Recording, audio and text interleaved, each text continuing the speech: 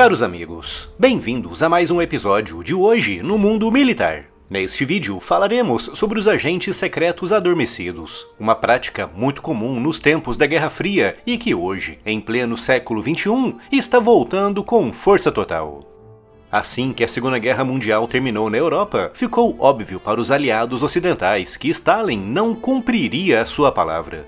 Dentre as promessas que fez, estava oferecer aos países do leste europeu total autonomia política, mas Stalin preferiu mantê-los debaixo de total controle, transformando países como Polônia, Bulgária e Hungria em meros satélites comunistas da Rússia soviética.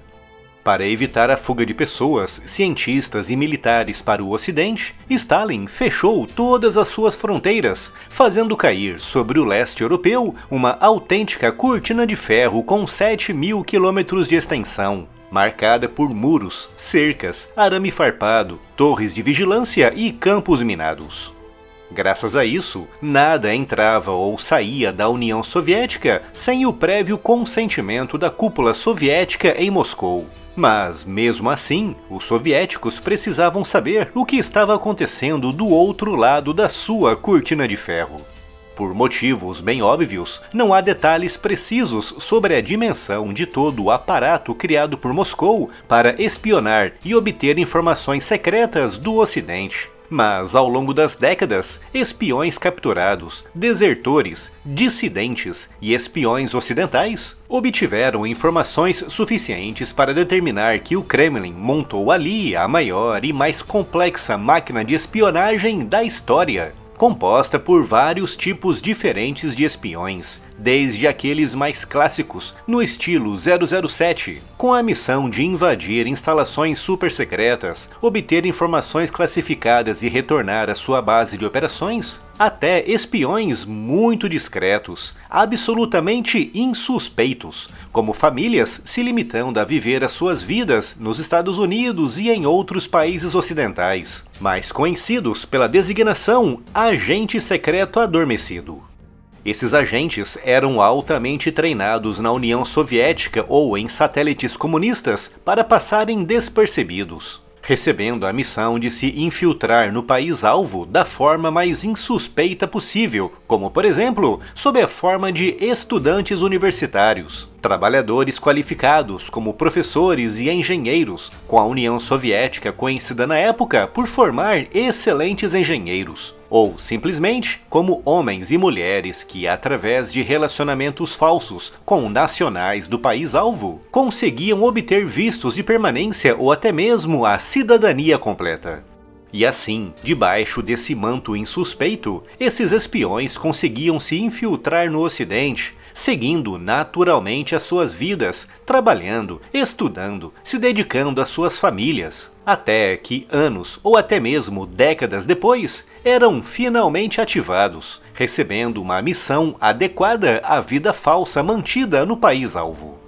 Por exemplo, se o espião adormecido fosse um professor em uma universidade conhecida por ter projetos militares, o espião poderia receber a missão de se infiltrar nesses projetos para obter informações mais detalhadas. E era para permitir o acesso mais facilitado a projetos mais críticos e secretos que muitos agentes adormecidos eram pessoas com um forte background acadêmico, justamente para agilizar a entrada dessas pessoas em empresas, organizações e institutos de alto nível, de preferência com algum tipo de associação com governos e forças armadas. E não raro, os agentes adormecidos trabalhavam diretamente para o governo ou os militares do país-alvo. Um caso clássico de agente adormecido foi o de Jack Barsky, recrutado pela KGB no final dos anos 60. Barsky estava tirando um doutorado em Química e era professor assistente em uma conceituada universidade em Berlim, quando foi recrutado pela KGB, indo para Berlim Oriental por diversas semanas para, alegadamente, realizar pesquisas para o seu doutorado. Mas, na realidade, Barsky foi receber treinamento avançado pela KGB, retornando aos Estados Unidos nos anos 70 como agente adormecido. O seu nome de batismo era Albrecht Dietrich, assumindo a identidade de uma criança de 10 anos falecida em 1955. Em 1978, Barsky começou a sua missão em Nova York, se comunicando com Moscou por meio de correspondências deixadas em caixas de correio. Passava longos meses em hibernação como espião, seguindo com a sua vida como um cidadão perfeitamente exemplar, chegando mesmo a se casar e a ter filhos, integrando-se a 100% na sociedade americana. Mas, de tempos em tempos, era despertado pela KGB, recebendo missões como, por exemplo, acompanhar os passos de Nikolai Koklov, um desertor soviético que vivia entre o Canadá e os Estados Unidos.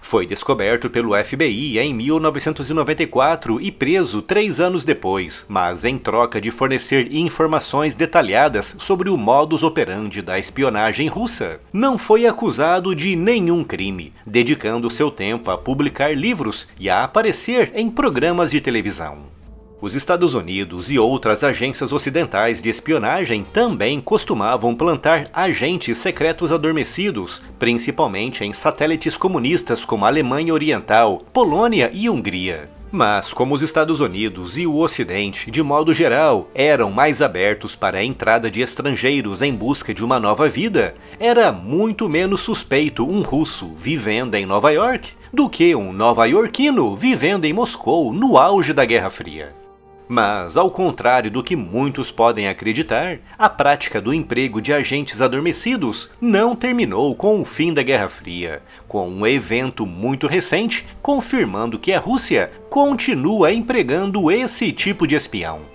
No dia 1 de agosto de 2024, a Rússia e os Estados Unidos conduziram a maior troca de prisioneiros desde o fim dos anos 80, com a Rússia libertando 16 presos e com os Estados Unidos, Alemanha, Polônia, Eslovênia e Noruega libertando 8. E dentre os libertados pelo Ocidente estavam Anna e Artem Dutsev, presos na Eslovênia em 2022 sob a acusação de espionagem.